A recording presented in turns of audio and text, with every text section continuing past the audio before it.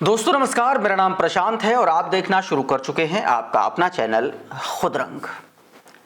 सत्ता जो होती है और खास तौर पर अगर सत्ता उत्तर प्रदेश की हो तो उसको सवाल पसंद नहीं आते हैं। वयस्क तो छोड़िए, बच्चों पर मुकदमे दर्ज हो जाते हैं। एक 14 साल का बच्चा जिसके ऊपर योगी आदित्यनाथ की सरकार में एफआईआर दर्ज की गई है। क्या पूरा मामला है और वो बच्चा क्या ऐसा करता था जिसकी वजह से उस पर मुकदमा दर्ज किया गया, आज के इस वीडियो में मैं आपको बताने जा रहा हूं। आपको बताऊंगा कि कैसे एक पाखंडी कथावाचक ने एक नाबालिग बच्ची के साथ वो सब कुछ किया, सारी हदें पार की और उसके बाद अब उसको जेल भेजा गया है। और उसके बावजूद किस तरीके से उसने बेशर्मी का बयान दिया वो भी मैं आपको सुनवाने की कोशिश करूंगा, बताने की कोशिश करूंगा। साथ में इलाहाबाद हाईकोर्ट ने योगी आदित्यनाथ की सरकार पर ऐसा कौन सा तमाचा जड़ा जिसके बाद से अब चारों तरफ सन्नाटा सधा हुआ है। मुसलमानों और मदरसों को लेकर के एक आदेश आया और आदेश के बाद माना जा रहा है कि इस सरकार को, भाजपा की सरकार को एक बड़ा झटका है। और तस्वीर आपको एक और दिखाऊंगा जिसमें इबादत के नाम पर गिरफ्तारी करने वाली उत्तर प्रदेश पुलिस अब कोप भवन में लेटी हुई है। उसको कुछ सूझ नहीं रहा क्योंकि संवैधानिक तरीके से, कानूनी तरीके से बुरी तरीके से फंस चुकी है। पूरा मामला आपको बताऊंगा, बरेली से जुड़ा हुआ मामला, और इसके अलावा भी और भी बहुत सारी खबरें हैं, सब कुछ बताऊंगा। लेकिन सबसे पहले जरा इस खबर पर गौर करिए। यह दमूक नायक की हेडलाइन है। 14 साल के बाल पत्रकार पर सरकार से सवाल पूछने का अपराध, सोशल मीडिया पर क्यों ट्रेंड हो रहा। अश्वमित गौतम, दोस्तों अश्वमित गौतम, ये तस्वीर अश्वमित गौतम की। अश्वमित गौतम के दोस्तों लाखों फॉलोअर्स हैं, दसियों लाख फॉलोअर्स हैं।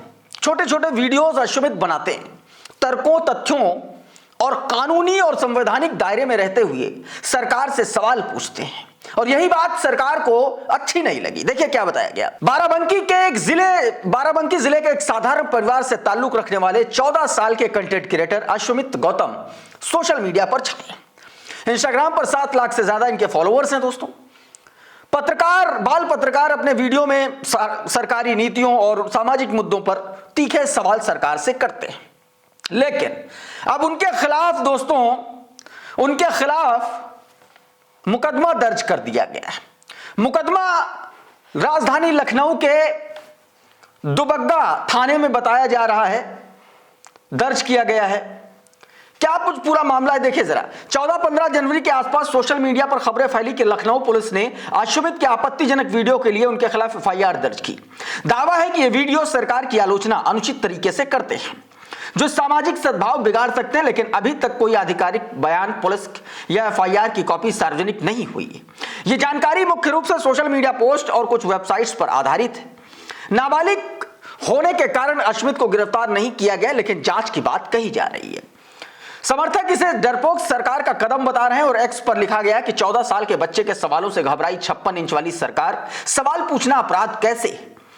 कई ने इसे गायिका नेहा सिंह राठौर के मामले से जोड़ा, जहां आलोचना करने वालों पर कार्रवाई होती जबकि प्रचार करने वालों को पुरस्कार मिलता। दोस्तों अश्वमित गौतम लगातार इस तरीके से सवाल करते हैं, जबरदस्त तरीके से सवाल करते हैं सरकार से, और कहा जा रहा है कि सरकार को यह सवाल पसंद नहीं आया, जिसके बाद ऐसा दावा किया जा रहा है उन पर एफआईआर दर्ज हुई। लगता है बीजेपी केवल अब एक राजनीतिक पार्टी ही नहीं, एक इंस्टीट्यूशन भी है जिसमें एक से बढ़कर एक गधे मैन्युफैक्चर होते हैं और उनको पढ़ाने के लिए आरएसएस से टीचर नियुक्त होकर आते हैं, जो कि उनको विज्ञान, गणित, तर्कशास्त्र, राजनीति शास्त्र या समाज शास्त्र न पढ़ाकर केवल हिंदू मुस्लिम मतभेद के बारे में पढ़ाते हैं। अब एक और तस्वीर दिखाता हूं, क्योंकि वो अश्वमित गौतम है और दूसरी तरफ ये शख्स। तस्वीर देखिए, आज की तारीख में सबसे बढ़िया धंधा कथा बांचने का है।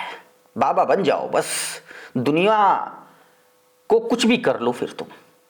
और कुछ ऐसा ही किया। जरा ये ट्वीट पढ़िए। यह कथावाचक, इसका नाम दोस्तों श्रवण दास है। एक लड़की ने इस पर आरोप लगाया, रेप का, शारीरिक शोषण का आरोप, और एक बार नहीं, सालों साल तक। कैसे इसने फंसाया उस लड़की को। अच्छा, अब यह पाखंडी जेल की हवा खा रहा है, ये जेल जा रहा है। और जेल जाते हुए जब पत्रकारों ने इससे पूछा कि आप कुछ कहेंगे, तो जय सिया राम कह करके चला गया। सबसे बड़ा सवाल यह है कि भगवान के नाम पर, आस्था के नाम पर, हिंदुत्व के नाम पर बलात्कार जैसे घिनौने अपराध करने वाले, वो भी नाबालिग के साथ बलात्कार करने जैसे आरोपी को आजीवन जो है जेल में सड़ना चाहिए। लेकिन इसको कॉन्फिडेंस है कि ये जेल से आ जाएगा बाहर और फिर से ऐसे ही हजारों लाखों लोगों को बेवकूफ बनाएगा। सोचिए हुआ क्या था। इसकी लड़की की मां और उसका परिवार इसके भक्त थे। इसने लड़की की मां का नंबर लिया, ऐसा कहा जा रहा है। लड़की की मां से बात हुई, एक दिन घर धमक पड़ा, घर गया तो मां से किराए पर कमरा लेने की बात कही, वहां रहने लगा। लोगों ने सोचा कि हाँ भाई बाबा जी हैं, दे दो। बाबा जी को कमरा दे दिया गया। फिर बाबा जी ने अपना ये कांड शुरू किया, लड़की को प्रेग्नेंट किया।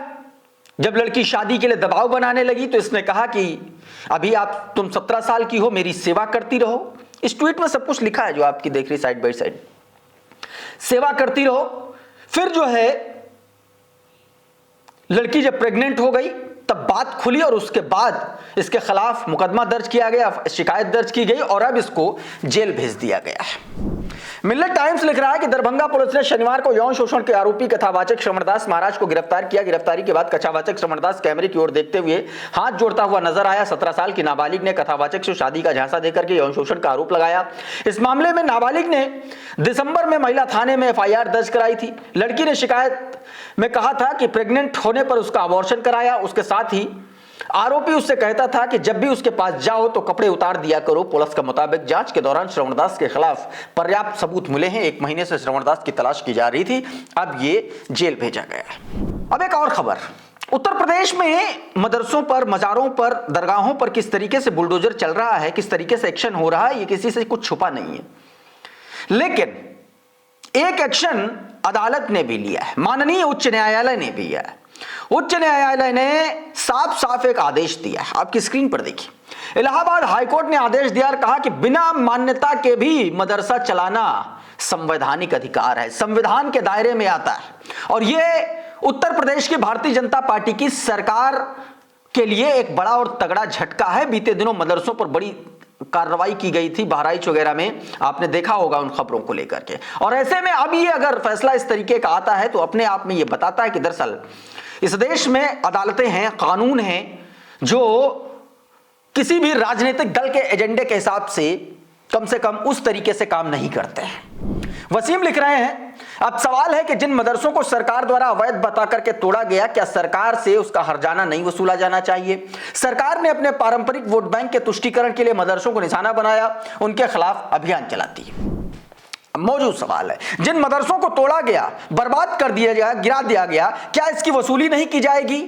क्या मुख्यमंत्री जो बात कहते हैं कि सरकारी संपत्ति को नुकसान पहुंचाने वालों से वसूली की जाएगी? आपको याद होगा वो CAA का प्रोटेस्ट, वसूली की गई, पता नहीं कितने लोग जेल भेजे गए। तो क्या इन मदरसों पर जो बुलडोजर चला है, सरकारी बुलडोजर चला है, क्या उन विभागों से, उन अधिकारियों से इसकी वसूली नहीं की जानी चाहिए? यह भी दोस्तों बड़ा सवाल है। अच्छा, बरेली से जुड़ी आपने एक घटना देखी होगी। बीते दिनों बरेली में कुछ लोगों को बरेली पुलिस ने गिरफ्तार किया है। ये वो तस्वीरें हैं जो आप अपनी स्क्रीन पर देख रहे हैं, जिनको बरेली पुलिस ने गिरफ्तार किया। बरेली पुलिस ने क्यों गिरफ्तार किया? एक मकान था, मकान में कुछ लोगों ने इकट्ठा होकर के नमाज पढ़ ली। आसपास के नफरती चिंटुओं चिलांटुओं ने पुलिस को शिकायत की कि यहां पर जो है लोग नमाज पढ़ रहे हैं। आनन फानन में पुलिस पहुंची और पुलिस के लोग भी वैसे ही जानकार, कभी संविधान को हाथ नहीं लगाया, प्रस्तावना तक देखी नहीं, संवैधानिक अधिकार के बारे में जानते नहीं। अगर जानते हुए भी यह काम किया गया है तो उससे बड़ा अपराध है। पुलिस ने उन लोगों को गिरफ्तार कर लिया। उसके बाद आनंद फानन में बरेली पुलिस का अधिकारी का बयान आया कि इन लोगों ने एक निजी संपत्ति को जो है रिलीजियस साइट में तब्दील कर रहे थे, इसलिए गिरफ्तारी हुई। सबसे बड़ा सवाल यह है कि क्या कोई अपने घर में भी नमाज नहीं कर सकता, इबादत नहीं कर सकता, कीर्तन नहीं कर सकता, भजन नहीं कर सकता, पूजा नहीं कर सकता? क्या उसको भी रिलीजियस साइट माना जाएगा क्या? और ये जब बयान दिया और उसके बाद जब पता चला अब तो भारी गलती हो गई भाई साहब, अब क्या करें, तो बरेली पुलिस ट्वीट डिलीट करके भाग गई। लेकिन लोग जानकार हैं, लोगों ने वीडियो डाउनलोड कर लिया, कुछ लोगों ने स्क्रीनशॉट ले लिया। जरा देखिए क्या कुछ कहा गया था बरेली पुलिस के द्वारा। दिनांक 16/1/26 को थाना विशारदगंज स्थित ग्राम मोहम्मदगंज से यह सूचना प्राप्त हुई कि कुछ व्यक्तियों द्वारा अपने निजी आवास को धार्मिक स्थान में परिवर्तित किया जा रहा था। संभावित विवाद के दृष्टिगत सभी संबंधित व्यक्तियों को पुलिस टीम द्वारा हिदायत दी गई कि इस प्रकार की पुनरावृत्ति न की जाए। ये ट्वीट अब दोस्तों डिलीट कर दिया गया है। ये ट्वीट जो है डिलीट कर दिया गया। अब इसी पर लोग लिख रहे हैं, उसी जिसको डिलीट किया गया उस पर लोग लिख रहे हैं, इन्हें देखकर लगता है कि एसपी बगैर संविधान की पढ़ाई के बन गए हैं। निजी आवास पर एक इंसान नमाज पढ़े या 12 इसे 1 पढ़े या 12 इसे धार्मिक स्थान नहीं कहा जा सकता। और धार्मिक स्थानों का इतना ही ख्याल है तो मैडम धार्मिक स्थानों की तब रक्षा क्यों नहीं करते जब उनके बाहर उपद्रव फैलाया जाता है, यह बताया गया। अंसार इमरान ने ट्वीट किया, आपकी स्क्रीन पर लिखा कि भाजपा राज में नए भारत में आपका स्वागत है, जहां एक समुदाय की इबादत धीरे धीरे क्राइम बनाया जा रहा है। इबादत को अपने घरों में नमाज पढ़ना भी अब अपराध घोषित है। पुलिस आपको गिरफ्तार कर लेगी। ताजा मामला यूपी के बरेली के मोहम्मदागंज गांव का है। बाकी मुसलमानों को छोड़कर सब त्योहार धार्मिक यात्रा सड़कों पर ही होगी, मगर उन्हें कोई कुछ नहीं कहेगा, उल्टा पुष्प वर्षा होगी। आपको पता है ना, कांवड़िए सावन सब कुछ पता है, सब आप जानते हैं ढाबों पर किस तरीके से क्यूआर कोड चेक किए जाते हैं। ये देखिए, एक तरफ लोग नमाज पढ़ रहे हैं घर में और दूसरी तरफ देखिए ये बजरंग दल की एक यात्रा निकाली जा रही, सड़क पर कुछ नहीं होगा। अब एक और तस्वीर आपको दिखा देता हूं कि किस तरीके से अहमदाबाद में चुन चुन करके सैकड़ों मुसलमानों को मार दिया गया उनको मृत घोषित कर दिया गया और उनके नाम काट दिए गए। और अब ये लोग जो है प्रोटेस्ट कर रहे हैं, अपनी बात कह रहे हैं। सुनिए जरा क्या कुछ कह रहे हैं।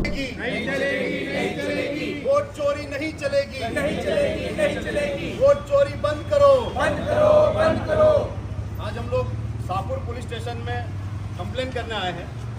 एक पंकज पुरानी नाम के किसी व्यक्ति ने यहाँ के क्षेत्र के लोगों का मृत घोषित किया है। 7 नंबर का फॉर्म जमा करवाया उन्होंने बीएलओ के पास। हमारे साथ में मोहम्मद रफीक कुरैशी है, ये जीवित हैं, इनका फॉर्म दिया गया कि इनको मृत्यु गाइड किया। हमारे साथ ये यासीन भाई हैं, यासीन मियाँ सैयद, इनको भी मृत घोषित किया, ये भी जीवित है। हमारे साथ मोहम्मद यासीन शेख, इनका भी नाम SIR में ड्राफ्ट यादी में है, इलेक्शन कार्ड है, लेकिन इनको भी मृत घोषित किया बीएलओ को जो फॉर्म दिया उसमें। लियाकत मेमन हमारे साथ है, इनको भी मृत घोषित किया। शाहिद कुरैशी लिख रहे हैं कि मिर्जापुर अहमदाबाद का इलाका बताया गया कि सैकड़ों जिंदा मुसलमानों को मृत घोषित कर नाम काट दिए गए। अहमदाबाद की दरियापुर और जमालपुर विधानसभा क्षेत्र से आने वाले मुस्लिम बहुल इलाकों में सैकड़ों मुसलमानों के नाम मृत घोषित करके काट दिए गए। हैरानी की बात तो यह है कि इन मुसलमानों ने SIR फॉर्म भरे थे और पहली मतदाता सूची में इनके नाम भी दर्ज कर लिए गए थे, लेकिन बीजेपी कार्यकर्ताओं ने फॉर्म 7 भरकर इन मुसलमानों को मृत घोषित कर मतदाता सूची से इनके नाम हटाने की अर्जी दे दी। बताइए, इस तरीके का कांड लगातार किया जा रहा। और अब आपको एक तस्वीर और दिखा रहा हूं। भारतीय जनता पार्टी का एक मंत्री को लोगों ने दौड़ा लिया, सड़क पर भागा है, बड़ी तेजी से भागा है, जबरदस्त तरीके से प्रोटेस्ट। ये उत्तराखंड की तस्वीरें हैं, देखिए जरा।